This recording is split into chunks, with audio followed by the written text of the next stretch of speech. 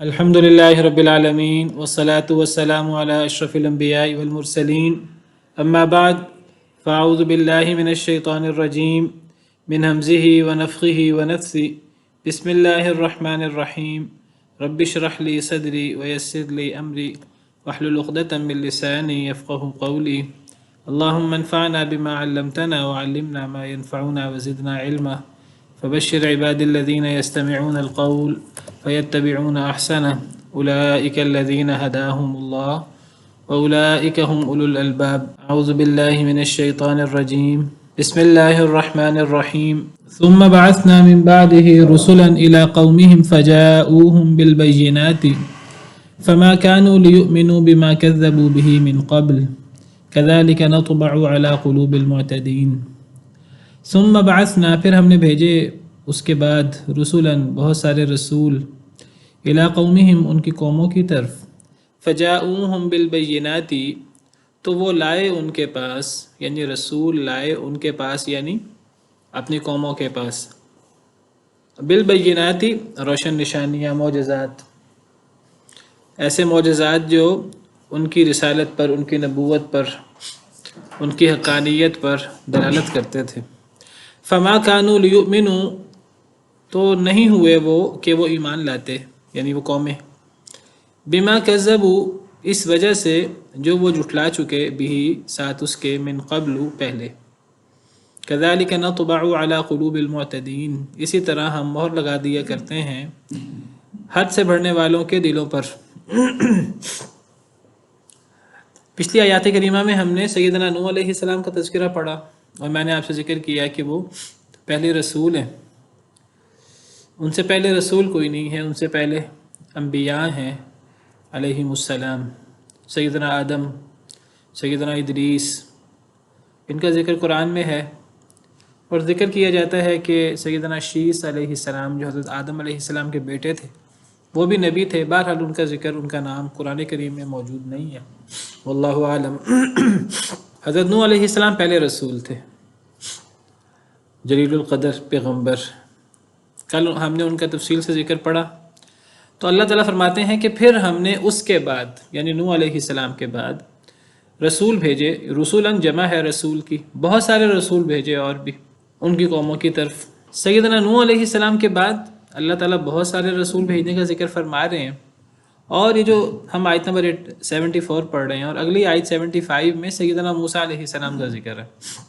جو جلیل القدر پیغمبر اور رسول ہیں اولو العزم رسولوں میں سے ہیں تو گویا کہ یہاں سیدنا نوح علیہ السلام سے لے کر سیدنا موسیٰ علیہ السلام کے درمیان کے بے شمار ہزاروں اللہ کو پتہ ہے کتنے رسول اور کتنے انبیاء ہیں علیہم السلام اجمعین تو یہ وہ ان رسولوں کی بات ہو رہی ہے ان انبیاء کی جو حضرت نوح علیہ السلام کے بعد اور حضرت موسیٰ علیہ السلام سے پہلے ہیں مثال کے طور پر حضرت ہود علیہ السلام آپ کو پتہ ہے حضرت ہود علیہ السلام حضرت نوح علیہ السلام کے جانشین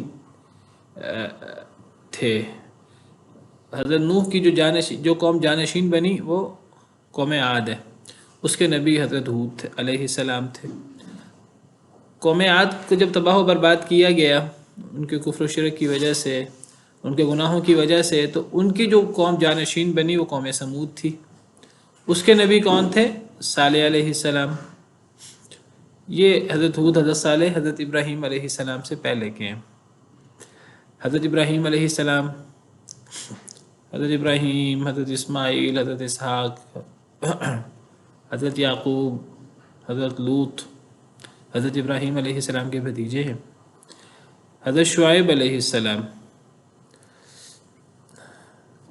یہ حضرت موسیٰ علیہ السلام سے پہلے کے ہیں وغیرہ وغیرہ دیگر انبیاء و رسول پھر ہم نے بھیجے ان کے بعد بہت سارے رسول ان کی قوموں کی طرف فجاؤہم بالبینات تو وہ رسول لائے اپنی قوموں کے پاس بالبینات بینہ کی جمع بینات روشن دلیل یعنی معجزات اللہ ہر نبی کو ہر رسول کو معجزات دیتے ہیں جو اللہ کے حکم سے نبی کے ہاتھ پر وقوع پذیر ہوتے ہیں اللہ کے حکم سے، نبی اپنی مرضی سے انہیں پیش نہیں کر سکتا، نہ وہ نبی کے اختیار سے سرزد ہوتے ہیں، وہ اللہ کے حکم سے ہوتے ہیں، اور وہ اس بات کی دلیل ہوتے ہیں معجزات کہ یہ اللہ کا نمائندہ ہے، یہ اللہ کا بھیجا ہوا رسول ہے، اللہ کا مقرر کردہ رسول ہے۔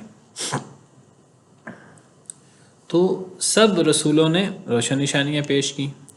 فما کانوا لیؤمنوا، پس نہیں تھے وہ کہ ایمان لاتے، یعنی جس طرح حضرت نوح علیہ السلام کی قوم حضرت نوح علیہ السلام پر ایمان نہ لائی، اسی طرح حضرت نوح علیہ السلام کے بعد آنے والے بہت سارے انبیاء و رسول کی قومیں بھی ان پر ایمان نہ لائیں۔ ہر نبی اور ہر رسول کی قوم نے اپنے نبی اور رسول کا انکار کیا ہے، بالعموم زیادہ تر لوگوں نے انکار ہی کیا ہے۔ ہاں کچھ لوگ ایمان لاتے رہے، کچھ تھوڑے کچھ زیادہ۔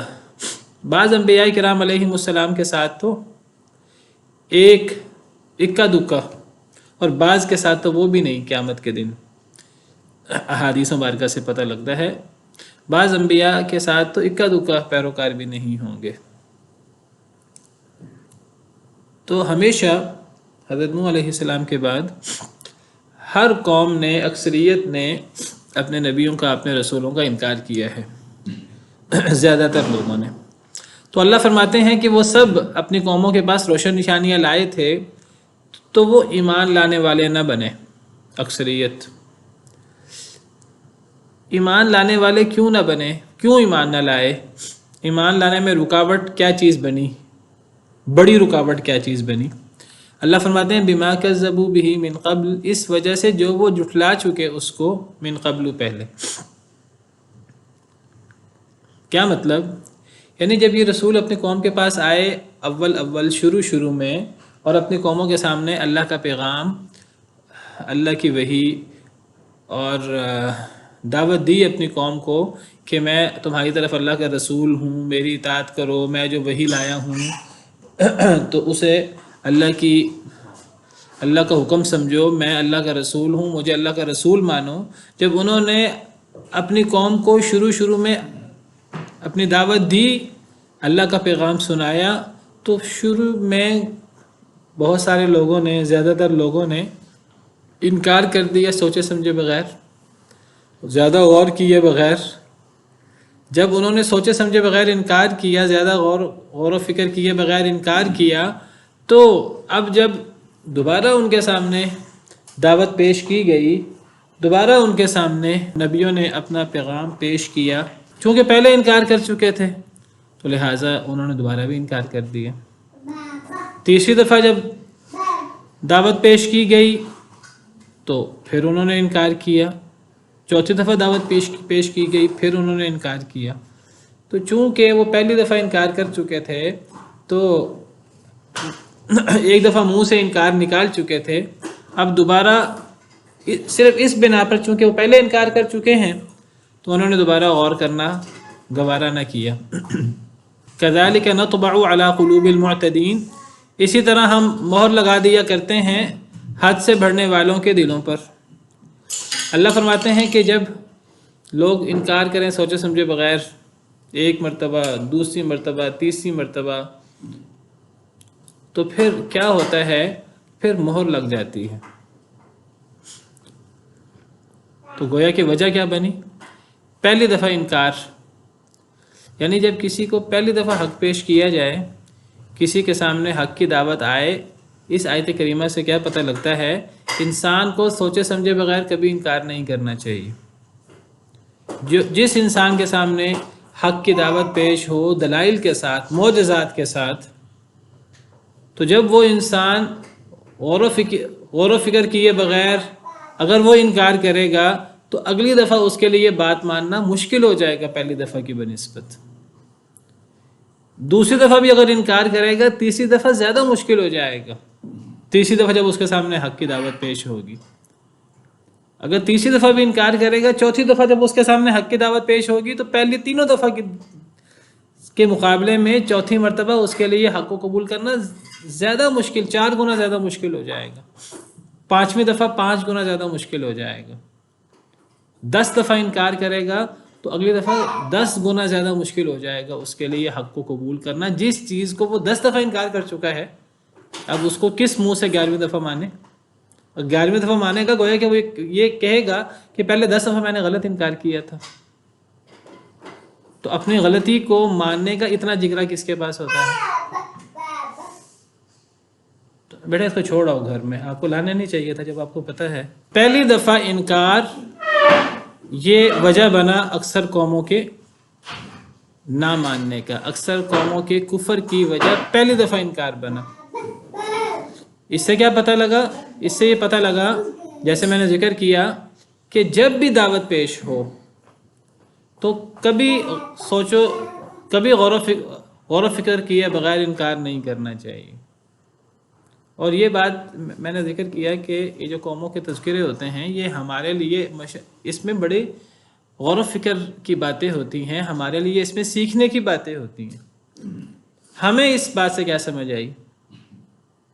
ہم اس سے اپنی اصلاح کیا کریں؟ ہم اس سے اپنی اصلاح یہ کریں کہ جب بھی ہمارے سامنے، دیکھیے ہم لوگ بعض دفعہ،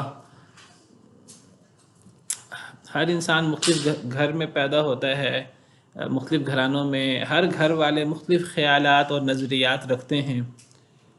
مسلمانوں کے اندر فرقہ بندیاں بھی ہیں، مختلف گروہ بھی ہیں، کوئی حنفی ہے، کوئی مالکی ہے، کوئی شافعی ہے، کوئی حنبلی ہے، کوئی دیوبندی ہے، کوئی بریلوی ہے، کوئی سنی ہے، کوئی شیعہ ہے، اور پھر ایسے فرقے بھی ہیں جو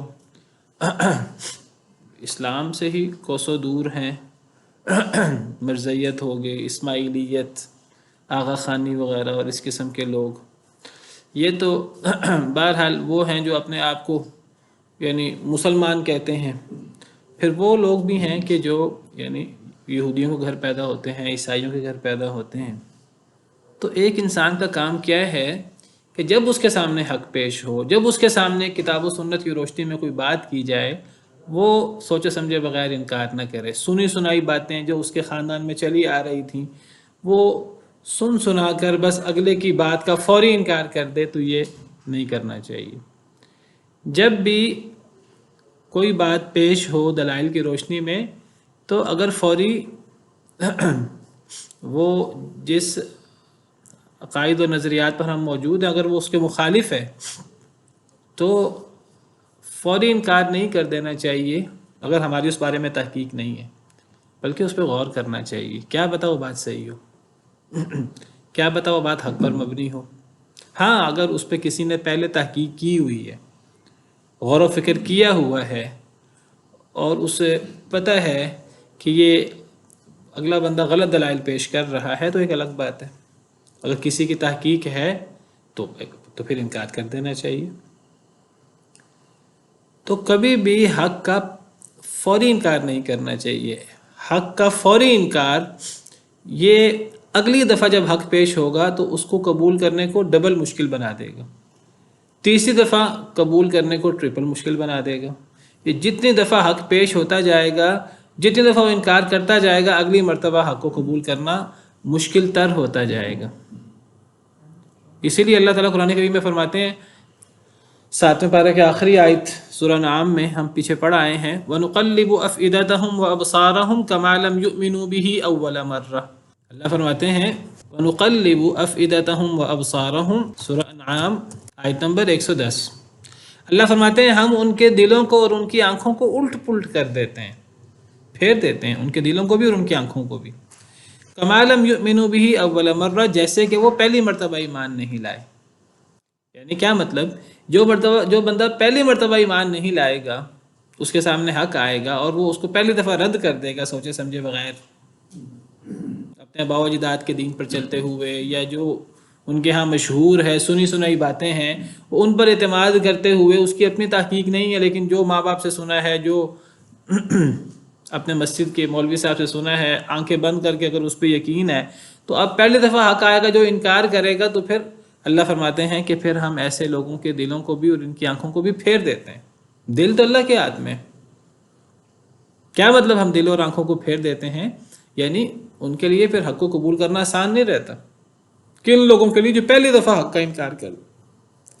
وَنَذَرُهُمْ فِي طُغْيَانِهِمْ يَعْمَهُونَ، اور ہم چھوڑ دیتے ہیں انہیں ان کی سرکشی میں وہ حیران و پریشان پھرتے ہیں. یہ سزا ہے کس بات کی؟ پہلی دفعہ انکار کی. تو پہلی دفعہ آپ کے سامنے کوئی چیز پیش ہوئی ہے بہت اہم ہے. اگر حق پیش ہوا ہے تو جو پہلی دفعہ انکار کرے گا اس کے لیے اگلی دفعہ مشکل ہو جائے گا، اور جو پہلی دفعہ مان لے گا. جب پہلی دفعہ حق کا انکار کرنا، یہ آہستہ آہستہ انسان کے دل پہ مہر لگ جاتی ہے، اللہ اس کے دلوں کو اور اس کی آنکھوں کو ہی پھیر دیتے ہیں. تو پھر پہلی دفعہ مان لینا حق کو، یہ کتنا بڑا اجر ہوگا، اس میں یہ کتنی بڑی نیکی ہوگی. پہلی دفعہ یا فوراً حق کو قبول کرنا یہ بہت بڑی نیکی ہے.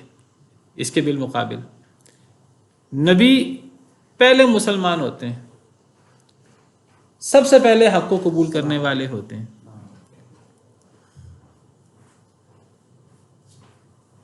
نبی کریم صلی اللہ علیہ وسلم کے حوالے سے قرآن کریم میں موجود ہے، اللہ نے فرمایا کہ اے نبی آپ اعلان کر دیجئے وَأَنَا أَوَّلُ الْمُسْلِمِينَ، سورہ نعام میں ہی، قُلْ إِنَّ صَلَاتِي وَنُسُكِي وَمَحْيَايَ وَمَمَاتِي لِلَّهِ رَبِّ الْعَالَمِينَ. اے اللہ کے نبی آپ اعلان کر دیجئے، آپ کہہ دیجئے کہ میری نماز، میری عبادت، میری زندگی، میری موت سب اللہ کے لیے ہے، جو تمام جہانوں کا رب ہے، جس کے علاوہ جس کا کوئی شریک نہیں ہے. وَبِذَلِكَ أُمِرْتُ، مجھے اسی بات کا حکم دیا گیا اور میں پہلا مسلمان ہوں. وَأَنَا أَوَّلُ الْمُسْلِمِينَ، میں پہلا مسلمان ہوں. کیا مطلب پہلا مسلمان ہوں؟ یعنی میں حق بات کو سب سے پہلے قبول کرنے والا ہوں. نبی کریم صلی اللہ علیہ وسلم کو اللہ نے یہ حکم دیا کہ آپ اس بات کا، اور آپ نے ایسا ہی کیا. سب سے پہلے تو جو حضرت جبریل آئے تو سب سے پہلے تو نبی صلی اللہ علیہ وسلم نے حضرت جبریل کو اللہ کا فرشتہ مانا، اور آپ نے آپ کو اللہ کا نبی اور رسول مانا، اور پھر آپ نے اس دعوت کو آگے امت کے سامنے پیش کیا. اسی طرح ایک اور آیت کریمہ میں اللہ تعالیٰ فرماتے ہیں حضرت موسیٰ علیہ السلام کے حوالے سے، وَأَنَا أَوَّلُ الْمُؤْمِنِينَ فَلَمَّا أَفَاقَ، جب حضرت موسیٰ علیہ السلام کو افاقہ ہوا، جب انہوں نے کہا کہ اے اللہ تعالیٰ میں آپ کو دیکھنا چاہتا ہوں، اور اللہ نے فرمایا کہ میں پہاڑ پہ تجلی ڈالوں گا، اگر پہاڑ میری تجلی برداشت کر گیا تو تم بھی مجھے دیکھ سکو گے. اللہ نے تجلی ڈالی تو پہاڑ ریزہ ریزہ ہو گیا، حضرت موسیٰ بھی ہوش ہو کے گر گئے. جب وہ ہوش میں آئے تو کہنے لگے اے اللہ آپ پاک ہیں، تبت الیک، میں آپ کی طرف رجوع کرتا ہوں، توبہ کرتا ہوں. وَأَنَا أَوَّلُ الْمُؤْمِنِينَ، میں فوراً ماننے والوں میں سے ہوں. یعنی یہ نہیں ہوا کہ اللہ نے کہا اے موسیٰ تم مجھے دیکھ نہیں سکو گے، حضرت موسیٰ نے کہا نہیں نہیں اے اللہ میں آپ کو دیکھ سکتا ہوں. اللہ نے کہا اے موسیٰ تم مجھے دیکھ نہیں سکو گے، اللہ نے یہ بھی کہا اور اللہ نے ساتھ عملی تجربہ بھی کروا دیا. حضرت موسیٰ نے کہا اے اللہ میں اس بات کو سب سے پہلے ماننے والا ہوں، میں حق کو فوراً قبول کرنے والا ہوں، میں اس حق کو قبول کرنے میں کوئی وقت نہیں لگاؤں گا. یہ نبیوں کی صفت ہے.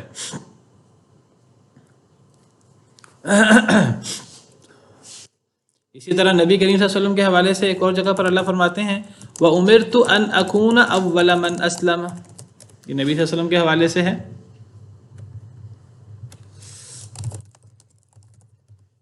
سورہ نعام آیت نمبر 14، اللہ فرماتے ہیں کہ قُلْ إِنِّي أُمِرْتُ أَنْ أَكُونَ أَوَّلَ مَنْ أَسْلَمَ، اے اللہ کے نبی صلی اللہ علیہ وسلم آپ فرما دیجئے مجھے حکم دیا گیا ہے کہ میں سب سے پہلے مطیع ہونے والا بن جاؤں. تو جب سب سے پہلے انکار کرنا یہ چیز انسان کے لیے حق کو قبول کرنے کو مشکل بنا دیتی ہے اور انسان پر مہر لگ جاتی ہے، تو حق کو فوراً قبول کرنا یہ بہت بڑی نیکی ہے. سیدنا ابوبکر صدیق رضی اللہ تعالیٰ عنہ کی فضیلت کی وجہ ان کا پہلے اسلام قبول کرنا. حضرت ابوبکر صدیق نے مردوں میں، حضرت خدیجہ نے عورتوں میں، حضرت علی نے بچوں میں، حضرت زید بن حارثہ نے غلاموں میں اسلام قبول کیا. تو ان کا بڑا مقام ہے. جو لوگ صحابہ کرام میں سے پہلے مسلمان ہوئے ہیں، صحابہ کرام اس کو ایک اعزاز گردانتے تھے اپنے میں. حضرت ابن مسعود رضی اللہ تعالیٰ عنہ کو فرمان ہے شاید کہ جب میں مسلمان ہوا تو میں چھٹا مسلمان تھا، میرے علاوہ 5 لوگ مسلمان تھے اور کوئی مسلمان نہیں تھا. تو یہ صحابہ کرام کے اندر یہ السابقون الاولون من المہاجرین والانصار، سبقت لے جانے والے پہلے لوگ، ان کا بڑا مقام تھا. اور اللہ بھی فرماتے ہیں قرآن میں کہ لا یستوی منکم من انفق من قبل الفتح وقاتل، کہ فتح سے پہلے جنہوں نے خرچ کیا اور لڑائی کی اور جنہوں نے فتح کے بعد خرچ کیا اور لڑائی کی، یہ دونوں برابر نہیں ہو سکتے۔ فتح سے مراد فتح مکہ ہے یا صلح حدیبیہ؟ جنہوں نے فتح سے پہلے خرچ کیا اور لڑائی کی یعنی مسلمان ہونے کے بعد، اور جو فتح کے بعد مسلمان ہوئے اور لڑائی کی اور جہاد کیا اور خرچ کیا، یہ دونوں برابر نہیں ہو سکتے۔ اولئک اعظم درجۃ من الذین انفقوا من بعد وقاتلوا، پہلے والے بعد والوں کے مقابلے میں درجے کے اعتبار سے بہت آگے ہیں۔ وَكُلًّا وَعَدَ اللَّهُ الْحُسْنَى، اگرچہ اللہ نے ہر ایک سے جنت کا وعدہ کیا ہوا ہے۔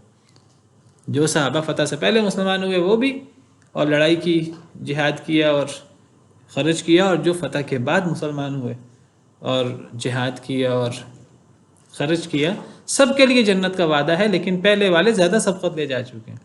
اور نبی صلی اللہ علیہ وسلم نے فرمایا کہ جو میرے پہلے صحابہ ہیں،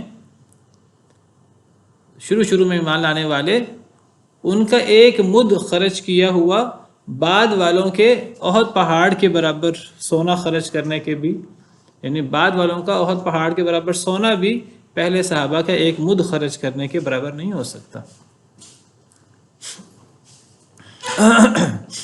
تو اس سے پتہ لگا کہ حق کو فوری قبول کرنا یہ بہت بڑی نیکی ہے، اور حق کا فوری انکار کرنا یہ بہت بڑا گناہ ہے۔ اللہ نے یہود کو فرمایا تھا وَلَا تَكُونُوا أَوَّلَ كَافِرٍ بِهِ، کہ اے یہود اس قرآن کے نبی صلی اللہ علیہ وسلم کے پہلے کافر نہ بننا۔ جو پہلا کافر بنتا ہے، پہلا انکار کرنے والا بنتا ہے، تو وہ اللہ کا بہت بڑا نافرمان، بہت بڑا گناہ گار ہوتا ہے۔ ایک کسی نے سوال کیا ہے کہ اگر اللہ تعالیٰ مہر لگا دیتا ہے پہلی دفعہ یا ایک دفعہ انکار کرنے کے بعد، دوسری تیسری دفعہ انکار کرنے کے بعد، تو پھر مواخذہ کیوں کر ہوگا؟ اصل میں مہر فوری نہیں لگتی، بار بار انکار کرنے پر لگتی ہے۔ تو مہر اگر لگتی ہے تو مہر انسان کے اپنے عمل کی وجہ سے لگتی ہے، تو مواخذہ تو انسان کے اپنے عمل پر ہی ہوا نا۔ یعنی اگر ایک انسان نے فرض کریں 10 دفعہ نہیں مانا، 20 دفعہ نہیں مانا، 50 دفعہ نہیں مانا، اللہ نے مہر لگا دی، اب ہم کہیں کہ جی چونکہ اب مہر لگ گئی ہے تو اب اس کو جہنم کی سزا کیوں ملے گی؟ بھئی جہنم کی سزا اس لیے ملے گی کیونکہ اس نے 10 دفعہ 20 دفعہ 50 دفعہ نہیں مانا، انکار کیا۔ بھی پہلی دفعہ انکار کرنے پر اگر ایک بندہ پہلی دفعہ انکار کرتا ہے اس کو سزا ملنی چاہیے کہ نہیں ملنی چاہیے؟ دوسری دفعہ اس کے لیے ماننا مشکل ہو جائے گا۔ تو اگر کسی پر مہر لگتی ہے تو وہ اس کے عمل کی وجہ سے مہر لگتی ہے۔ اب ہم کہیں کہ اب نبی صلی اللہ علیہ وسلم کا ارشاد ہے کہ حابیل اور قابیل، حضرت آدم کے بیٹوں میں سے قابیل نے سب سے پہلے قتل کیا۔ اب دنیا میں جتنے قتل ہوتے ہیں ان سب کا وبال، اس سب کی سزا قابیل کو بھی ملتی ہے۔ اب ہم کہیں کیوں ملتی ہے؟ اس لیے ملتی ہے کہ اس نے سب سے پہلے قتل کیا ہے، اس نے اس گناہ کی ابتدا کی ہے، تو ہر قتل کا وبال اس پر پڑتا ہے، قاتل پر بھی پڑتا ہے اور قابیل پر بھی پڑتا ہے۔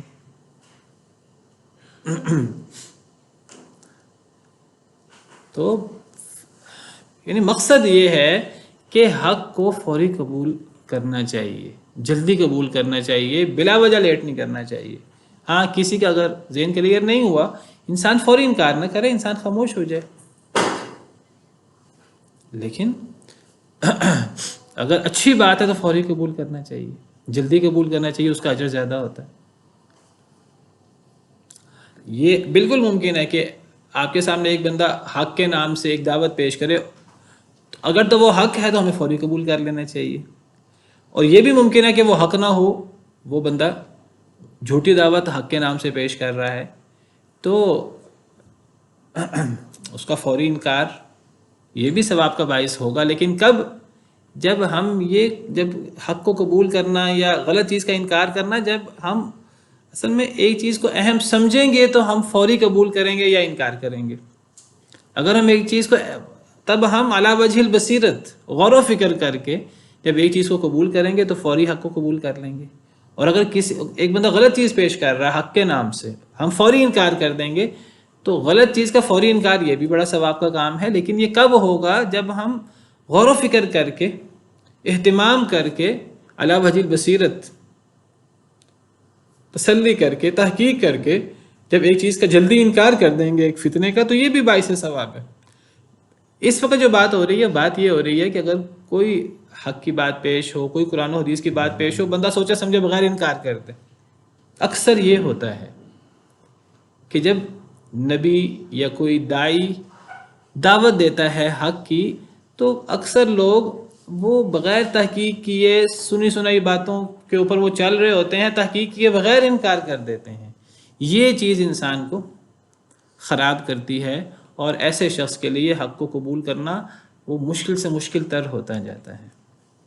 اللہ تعالیٰ فرماتے ہیں کہ ایک عمومی اللہ نے تبصرہ کیا ہے کہ یہ بہت ساری قومیں جو حضرت نوح علیہ السلام کے بعد حضرت موسیٰ علیہ السلام تک آئیں، اور بعد والوں میں بھی یہی رویہ رہا ہے کہ ان کے انکار کرنے کی بڑی وجہ پہلی دفعہ انکار کرنا بنا، تو یہ ایک بڑی وجہ ہے۔ تو فوری انکار کرنا یہ مناسب نہیں ہے، غور کرنا چاہیے انسان کو۔ ثم بعثنا من بعدهم موسى وهارون الى فرعون وملئه بآياتنا فاستكبروا، پھر ہم نے بھیجا ان کے بعد، حضرت نوح علیہ السلام کے بعد اللہ نے بہت سارے رسول بھیجے، اور اللہ نے تبصرہ کیا، قومیں ایمان نہ لائیں کیونکہ پہلے انکار کر چکی تھیں۔ اللہ فرماتے ہیں اسی طرح ہم حد سے بڑھنے والوں کے دلوں پر مہر لگا دیتے ہیں۔ اللہ فرماتے ہیں پھر ان کے بعد ہم نے موسیٰ علیہ السلام کو بھیجا، حضرت نوح اور بہت سارے انبیاء و رسول کے بعد پھر موسیٰ علیہ السلام کو بھیجا اللہ تعالیٰ نے، وہارون اور ہارون علیہ السلام کو بھی، یہ دونوں نبی تھے۔ الی فرعون وملئہ، اللہ نے حضرت موسیٰ علیہ السلام کو مبعوث کیا، حضرت موسیٰ علیہ السلام نے اللہ سے دعا کیا اللہ تعالیٰ حضرت ہارون کو بھی نبی بنا دے، تو حضرت ہارون بھی اللہ نے ان کو بھی نبی بنا دیا۔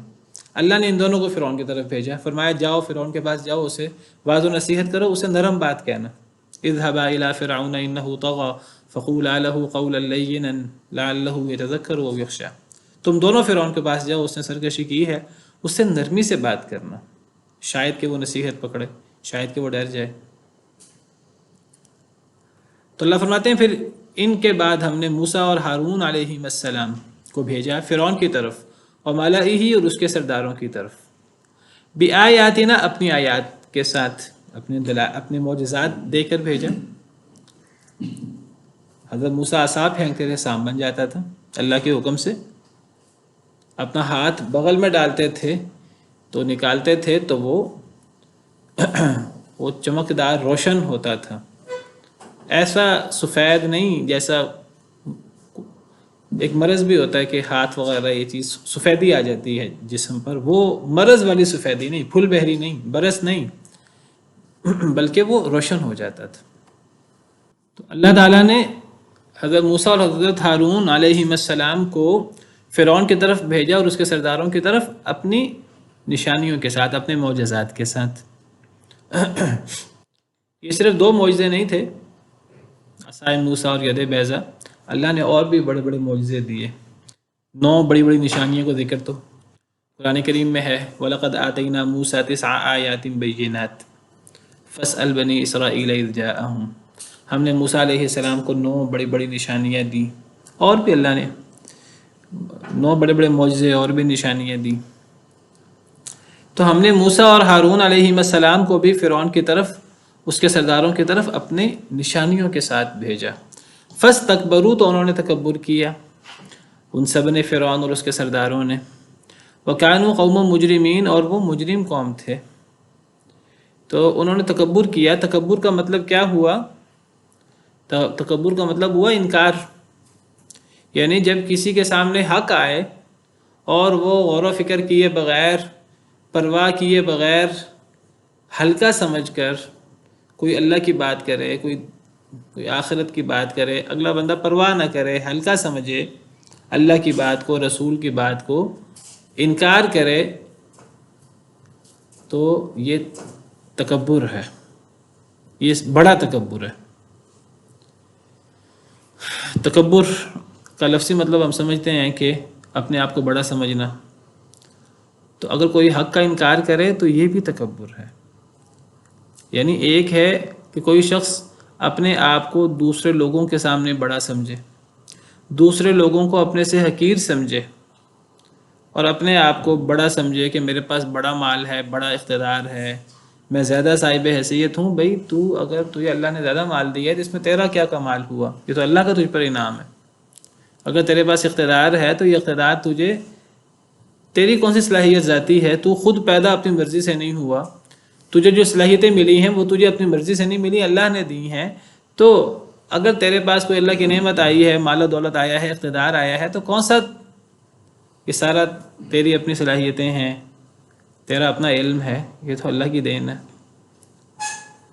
تو اگر کوئی اپنے آپ کو بڑا سمجھتا ہے لوگوں سے، ہم اس کو تکبر سمجھتے ہیں، یہ بھی تکبر ہے. لیکن کوئی حق کا انکار کرے تو یہ بڑا تکبر ہے. یعنی گویا کہ ایسا شخص اپنے آپ کو حق کی بات سے، جو اللہ کی بات ہوتی ہے، جو رسول کی بات ہوتی ہے، تو ایک بندہ گویا کہ وہ لوگوں کو حقیر سمجھتے سمجھتے اللہ کی بات کو بھی، اللہ کو بھی حقیر سمجھ لیتا ہے. نعوذ باللہ. اس سے بڑا تکبر کیا ہوگا؟ تو اللہ کا انکار، اللہ کی بات کا انکار، رسول کی بات کا انکار، یہ بڑا تکبر ہے. تو اللہ فرماتے ہیں کہ فرعون اور اس کے سرداروں نے تکبر کیا. حضرت موسیٰ اور حضرت ہارون کے سامنے کیا تکبر کیا؟ انکار کیا. شیطان کے انکار کو بھی تکبر سے تعبیر کیا گیا. تو تکبر کیا ہوتا ہے؟ نبی صلی اللہ علیہ وسلم سے سوال ہوا، ایک صحابی نے آپ سے سوال کیا کہ اللہ کے رسول، میرا دل کرتا ہے کہ میرے کپڑے اچھے ہوں، میرا جوتا اچھا ہو، خوبصورت میں لباس پہنوں، تو کیا یہ تکبر ہے؟ کیونکہ نبی صلی اللہ علیہ وسلم نے تکبر کی بڑی مذمت بیان کی تھی. صحابہ ڈرتے تھے کہ ہم تکبر میں مبتلا نہ ہو جائے. تو اچھا لباس پہننا، اچھا جوتا پہننے کی خواہش کرنا، اچھا لگنے کی کوشش کرنا، کیا یہ تکبر ہے؟ صحابی نے سوال کیا. تو آپ نے فرمایا نہیں، یہ تو تکبر نہیں ہے. آپ نے فرمایا ان اللہ جمیل یحب الجمال، اللہ تعالیٰ خوبصورت ہیں اور اللہ خوبصورتی کو پسند کرتے ہیں. کوئی اگر خوبصورت نظر آنا چاہتا ہے لوگوں کے سامنے تو وہ اچھا لباس پہنے، اچھا جوتا پہنے، اچھا لگنے کی کوشش کرے، کوئی حرج کی بات نہیں ہے. پھر آپ نے فرمایا کہ تکبر کیا ہے؟ فرمایا الکبر بطر الحق وغمط الناس، تکبر ہے حق کا انکار کرنا اور لوگوں کو حقیر جاننا. حق کا انکار یہ تکبر کا پہلا درجہ، پہلا مرحلہ ہے. بڑا تکبر یہ ہے حق کا انکار کرنا، اپنے آپ کو حق سے بالا تر سمجھنا، حق کو اپنے سے حقیر سمجھنا، اللہ رسول کی بات کو. اور دوسرا تکبر جو ہمارے ہاں مشہور ہے، لوگوں کو حقیر سمجھنا، غمط الناس. یعنی اگر ایک انسان اچھا لباس پہنے اور قیمتی لباس پہنے اور اچھا قیمتی لباس پہن کر جن کے پاس اچھا لباس پہننے کی استطاعت نہیں ہے انہیں اپنے سے حقیر سمجھے تو یہ تکبر ہے. اچھی گاڑی ہو، اچھا جوتا ہو تو وہ یہ کر کے دوسروں کو حقیر سمجھے، پھر تکبر ہوگا.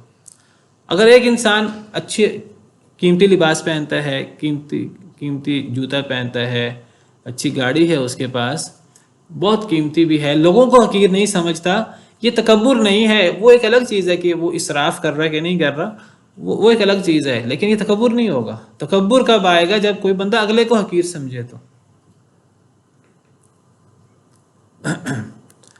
لیکن اگلے کو حقیر سمجھنا یہ تکبر کا دوسرا مرتبہ ہے. تکبر کا پہلا مرتبہ اور بڑا تکبر وہ حق کا انکار کرنا ہے، اپنے آپ کو حق سے بالا تر سمجھنا. جی آپ میں سے کوئی سوال کرنا چاہ رہا تھا؟ جی سر السلام علیکم. وعلیکم السلام ورحمۃ اللہ. سر اس کے علاوہ جو مطلب دینی معاملات میں جو لوگ نیکوکار ہوتے ہیں، دوسروں کو مطلب جو لوگ نہیں صحیح راستے پہ ہوتے، ان کے حوالے سے اگر ہم کسی کو لوئر کنسیڈر کریں گے تو یہ بھی اس میں آئے گا. دیکھیے اگر کوئی بندہ یہ سمجھے کہ میں نیک ہوں اور اگلا بندہ گناہ گار ہے، اور ایک بندہ اپنی نیکی پر اسے فخر ہو، غرور ہو اپنی نیکی پر کہ میں بڑا نیک ہوں، میں تو اللہ کی بڑی اطاعت کرتا ہوں، اور اگلے بندے کو وہ حقیر سمجھے کہ وہ جو ہے نا وہ بڑا گناہ گار ہے، اور ایک بندہ اپنی نیکی پر فخر کرے، اپنے علم پر فخر کرے، تو یہ بھی تکبر ہے. ایک بندہ اپنے آپ کو بڑا عالم سمجھے، ایک بندہ اپنے آپ کو بڑا نیک سمجھے، یہ بھی تکبر ہے.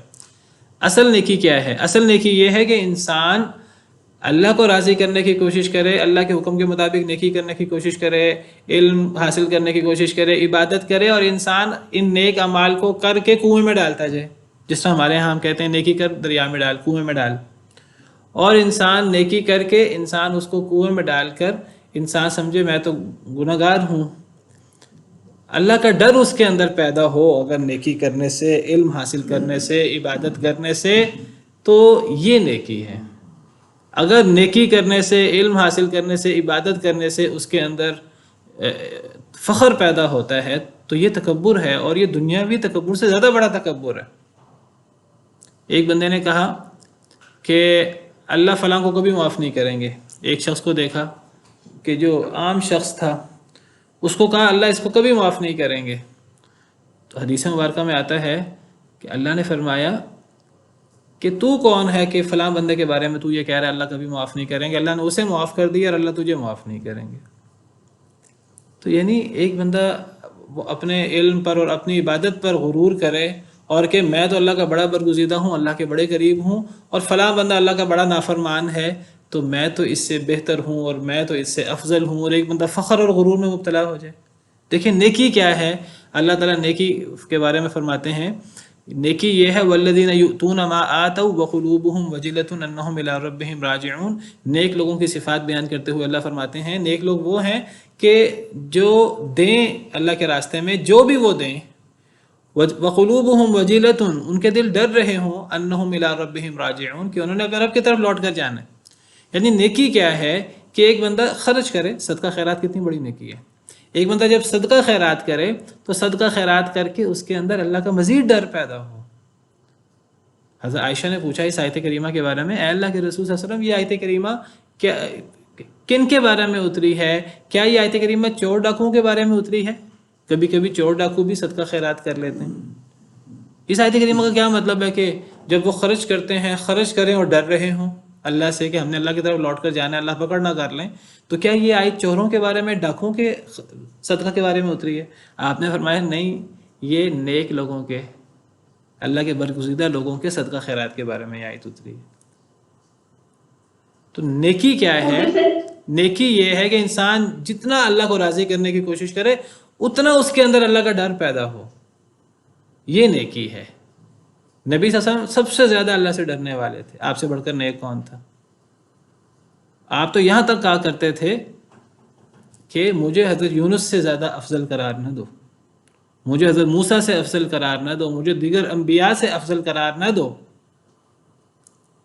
تو یہ نیکی ہے۔ جی سر لیکن یہ جو بات کرتے ہیں نا کہ مومنین سے محبت ہونی چاہیے، کفار سے بغض ہونا چاہیے، اور وہ مسلمان جو عملی طور پہ مطلب جو بے عملی کا شکار ہے ان کے لیے ہمارے دونوں رویے ہونے چاہیے، ان کے لیے محبت بھی ہونی چاہیے، ان کا عقیدہ ٹھیک ہے، اور ان کی جو بے عملی ہے اس پہ ہمیں بغض ہونا چاہیے۔ مطلب یہ بات اس طرح سے بغض کا اظہار ہونا چاہیے۔ نہیں، یہ بات بالکل ٹھیک ہے۔ دیکھیے یہ ایک الگ عقیدہ ہے، یہ عقیدہ الولاء والبراء ہے۔ انسان کسی مومن سے، ایک انسان اپنی نیکی سے، میں کہتا ہوں کہ ایک انسان کسی مومن سے اس لیے محبت کرتا ہے کہ وہ مومن ہے، اللہ کی بات مانتا ہے۔ ایک انسان اپنے آپ کے بارے میں اپنے عمل کو دیکھ کر اس لیے خوش ہو کہ میں نیک کام کر رہا ہوں، اللہ کو راضی کرنے کی کوشش کر رہا ہوں، انسان خوش ہو، فخر میں مبتلا نہ ہو، غرور میں مبتلا نہ ہو، یہ نیکی ہے۔ دیکھیں میں اگر نماز پڑھتا ہوں اور مجھے دل میں شکر گزاری کا احساس پیدا ہو کہ اللہ نے مجھے نماز پڑھنے کی توفیق دی ہے، میں قرآن پڑھتا ہوں، آپ قرآن پڑھ رہے ہیں، آپ کے دل میں ایک خوشی ہو کہ اللہ نے ہمیں قرآن پڑھنے کی توفیق دی ہے، یہ نیکی ہے، بلکہ یہ ایمان کی نشانی ہے۔ حدیث مبارکہ ہے، آپ کو حدیث مبارکہ بیان کروں کہ نبی صلی اللہ علیہ وسلم نے فرمایا کہ جس کو اس کی نیکی خوش کرے اور جس کو اس کا گناہ غم میں مبتلا کرے تو یہ مومن ہے، یہ ایمان کی نشانی ہے۔ دیکھیے کسی مومن کو، ہم کسی مومن کو دیکھ کر خوش ہوں کہ یہ شخص اپنے اللہ کا کتنا تابع دار ہے، اور ہم جس طرح کسی کو دیکھ کر خوش ہوتے ہیں، کسی مومن کو دیکھ کر اس سے ہمارے اندر محبت پیدا ہو جاتی ہے، اسی طرح ایک انسان اپنے اچھے عمل کو دیکھ کر اس کے اندر فخر غرور پیدا نہ ہو شیطان کی طرح، وہ خوش ہو کہ اللہ نے مجھے نیکی، اللہ نے مجھے توفیق دی ہے نیکی کے کام کرنے کی، یہ تو ایمان کی نشانی ہے۔ اور کسی کافر کو دیکھ کر ایک انسان کے اندر بغض پیدا ہو اس کے بارے میں، اس لیے نہیں کہ وہ کافر ہے، کوئی ہلکا ہے، یعنی اس لیے کہ وہ اللہ کا نافرمان ہے۔ اور اسی طرح جس طرح کسی دوسرے کو دیکھ کر اس کے اندر ایک بغض پیدا ہوتا ہے، یہ سوچ پیدا ہوتی ہے کہ بندہ اللہ کی نافرمانی کیوں کر رہا ہے۔ اگر ایک انسان خود بھی گناہ کرے تو انسان کو بھی اپنی برائی بری لگے کہ میں نے یہ کام کیا، میری یہ عادت اچھی نہیں ہے، یہ اللہ کو ناراض کرتی ہے، تو یہ تو ایمان کی نشانی ہے. مسئلہ ہے فخر کرنا اور غرور کرنا. اگر ایک بندہ غرور میں مبتلا ہو جائے تو یہ چیز جو ہے وہ جائز نہیں ہے کسی طور پر. تھوڑا سا فرق ہے کئی چیزوں میں، تو یہ تھوڑے سے فرق سے نیت سے ایک چیز جو ہے وہ گناہ بن جاتی ہے اور نیت سے ایک چیز نیکی بن جاتی ہے. میں یعنی کئی دفعہ غور کیا، نیت سے ایک چیز شرک بن جاتی ہے، اور اگر نیت چینج ہو جائے تو وہی عمل جو ظاہراً ہمیں شرک نظر آتا ہے وہ شرک نہیں رہتا نیت سے. انما الاعمال بالنیات، اعمال کا دار و مدار نیت پر ہے. ایک بندہ اچھے نعمتیں استعمال کرتا ہے، جیسے ابھی میں نے حدیث مبارکہ بیان کی، تو وہ نعمتیں استعمال کرنے والا اگر اس کی نیت فخر کی ہے، تکبر کی ہے، تو یہ تکبر بن جائے گا. اگر اس کی نیت یہ نہیں ہے تو یہ تکبر نہیں ہے. سر مجھے وہ جی مجھے وہ جو میں نے آپ سے تھرڈ پوائنٹ پوچھا ہے مجھے اس کی سمجھ میں نہیں آئی. کون سا پوائنٹ؟ کون سا تھرڈ پوائنٹ؟ جو میں نے آپ سے مسلمانوں کے بارے میں پوچھا ہے، مطلب بغض کا مطلب کیا ہے؟ مجھے اس چیز کی سمجھ نہیں آئی کہ کس طرح سے. دیکھیے میں کہتا ہوں دوسرے بندے کو چھوڑ دیں. اگر میں جھوٹ بولوں، مجھ سے جھوٹ بولا گیا کسی وجہ سے، تو ایک مسلمان کو جھوٹ اچھا لگنا چاہیے برا لگنا چاہیے؟ برا لگنا چاہیے. اگر کوئی اور جھوٹ بول رہا ہے، اگر میں جھوٹ بولوں مجھے سمجھنا چاہیے میں نے غلط کام کیا، اس لیے کہ جھوٹ اللہ کو ناراض کرتا ہے. اگر کوئی اور بندہ جھوٹ بولتا ہے تو مجھے اس بندے کو اچھا سمجھنا چاہیے برا سمجھنا چاہیے؟ برا سمجھنا چاہیے. اس لیے کہ وہ جھوٹ بول رہا ہے، اللہ کو ناراض کر رہا ہے، گناہ کر رہا ہے. ایک بندہ کفر کر رہا ہے تو مجھے بندہ اچھا نہیں لگنا چاہیے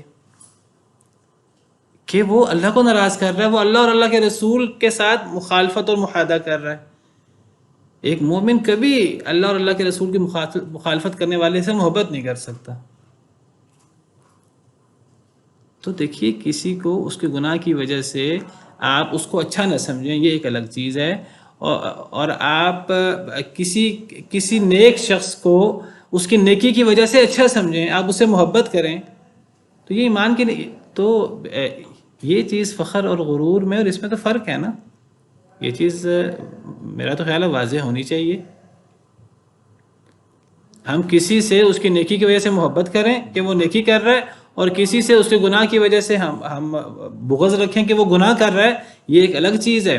اور میں کسی کو جو ہے وہ حقیر سمجھوں اور اپنے آپ کو نیکی کی وجہ سے میں فخر میں مبتلا ہو جاؤں تو یہ جائز نہیں ہے. Okay sir. جی اوکے سر. جی السلام علیکم. وعلیکم السلام ورحمۃ اللہ.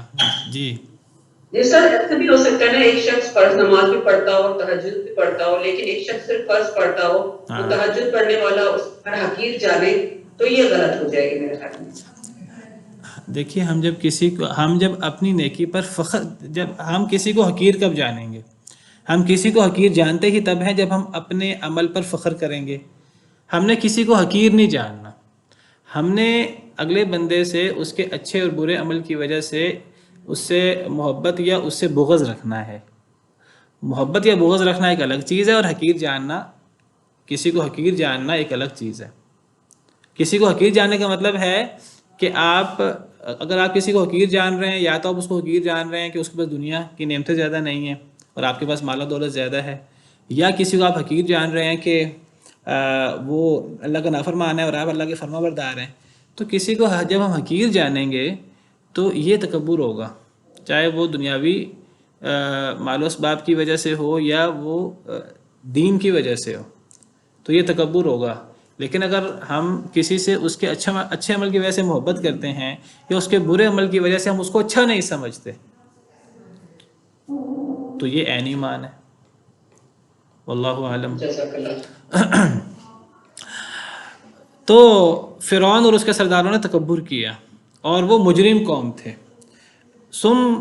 فلما جاءهم الحق من عندنا قالوا ان هذا لسحر مبين. پس جب آ گیا ان کے پاس حق ہمارے پاس سے، ہماری طرف سے، تو انہوں نے کہا بے شک یہ البتہ جادو ہے واضح.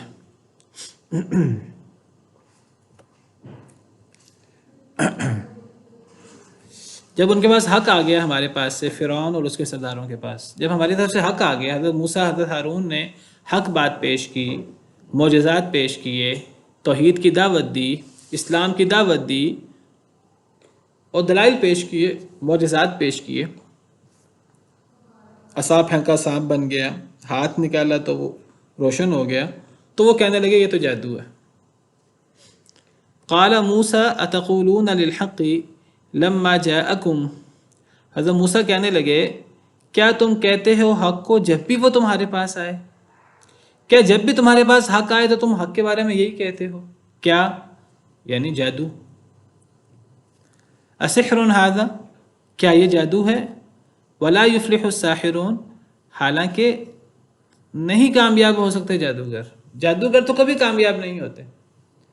حضرت موسیٰ کہنے لگے کہ جب بھی تمہارے پاس حق آئے تو تم اس کو یہی کہتے ہو کہ یہ جادو ہے۔ دیکھیں ایک بندے کو مغالطہ ہو سکتا ہے، پہلی دفعہ حضرت موسیٰ نے جو چیز پیش کی وہ جادو ہے، لیکن جب بعد میں جادوگر آئے، حقیقت واضح ہوئی، یعنی جو جادو اور ان چیزوں کے ماہر تھے انہوں نے حضرت موسیٰ علیہ السلام کا معجزہ دیکھ کر سرنڈر کر لیا، سب مسلمان ہو گئے جادوگر۔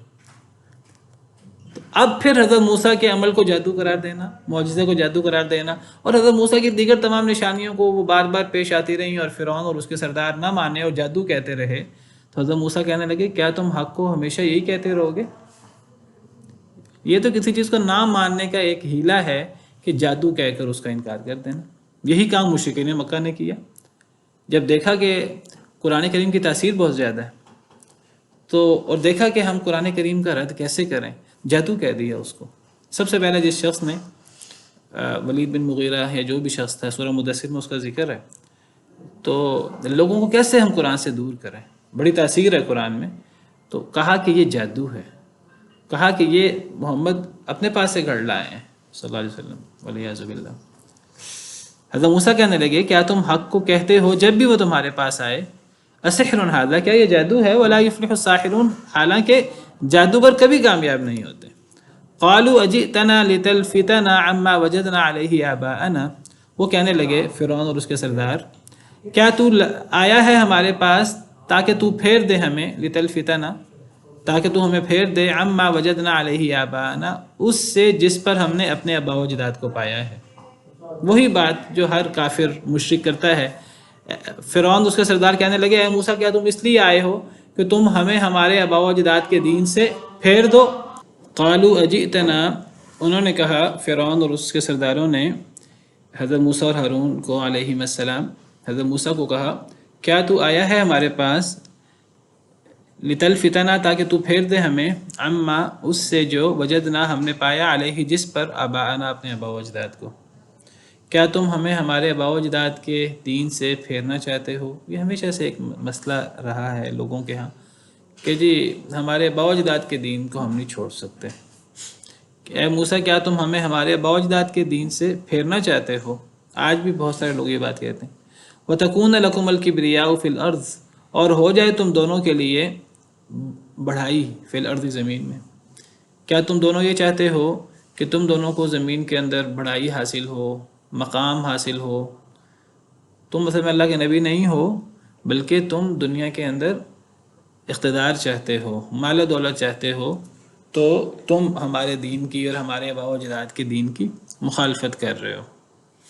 ہمیشہ سے غلط لوگ، کفار لوگ انبیاء پر اور اللہ کے دین کے دعوت دینے والوں پر اسی طرح الزام لگاتے رہے ہیں، جھوٹ اور پھپتیاں کستے رہے ہیں، تکلیفیں دیتے رہے ہیں۔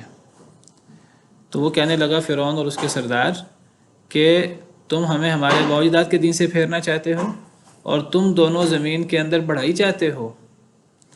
وما نحن لکما بمؤمنین، نہیں ہیں ہم تم دونوں کے لیے بمؤمنین، یقین کرنے والے، ایمان لانے والے، ہم تم دونوں پر کبھی ایمان نہیں لائیں گے۔